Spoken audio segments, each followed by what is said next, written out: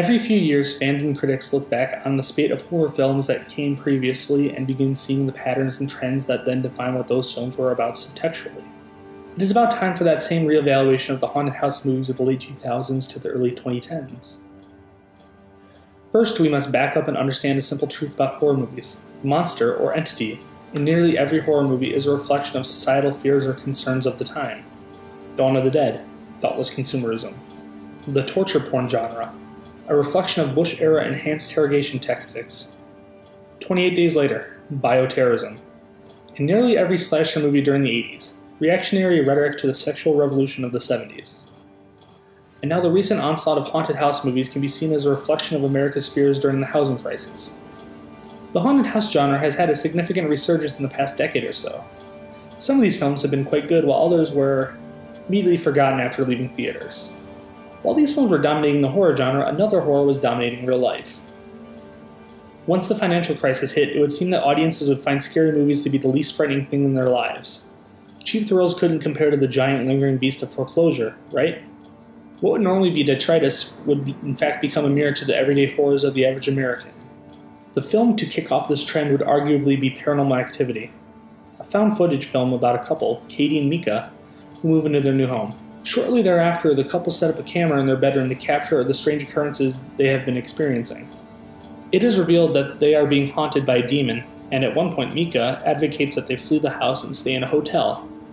But they put that thought behind them and remain in the house, which proves to be the couple's undoing. Filmed in 2006 and initially screened in 2007, Paranormal Activity acts almost as a canary in a coal mine for the way many families would be driven from their homes only a year later.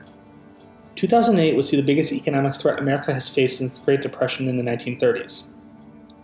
Part of the financial crisis would stem from a housing bubble, which begins when the value for property reaches increasingly high levels due to massive gains in demand, with a lack of supply to back up that demand. Eventually, the demand for property begins to stagnate as the supply of property increases and the prices begin to crater. This can oftentimes lead to homeowners left with mortgages that outweigh what their home is now worth. They cannot make the payments, they default, the bank then takes the house, and the family now has to vacate their home. Paranormal Activity has Katie and Mika stuck with a giant house and have an invisible albatross around their necks that keeps them from leaving entirely with a clean break. In this case, it is the demonic entity causing the couple to stick around. But if the couple were in the real world, it would most likely be a threat of debt, contractual agreements, and foreclosure keeping them from just leaving in an entirely clean break.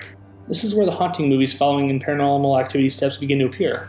The Haunting in Connecticut, The Conjuring, they all feature families who just bought a new house, they move in, and then shortly afterwards begin to notice things are not quite right. By the end of each film, the family is fighting against an antagonistic force to remain in the home. Nearly all the houses in these films reflect the economic status of its occupants, middle to upper class. Almost all the houses in these films are at a minimum 2 floors with an attic or a basement. You rarely ever see a ghost haunt a ranch house, because the ground level, in theory, is the safest and least threatened floor in the house. These haunted properties not only reflect economic status, but also reflect a sense of time.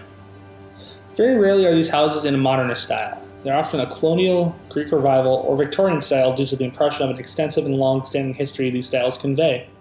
The economic status of these families is why they decide to buy these houses in the first place. They want to live out the American middle-class dream. A nice big house where they can raise their several children. But in these movies, like in real life, the American dream is untenable and oftentimes ends up causing nothing but strife, grief, and arguments about what lies ahead in the future. But in these movies, like in real life, the American dream is untenable and often ends up causing nothing but strife, grief, and arguments about what lies ahead in the future.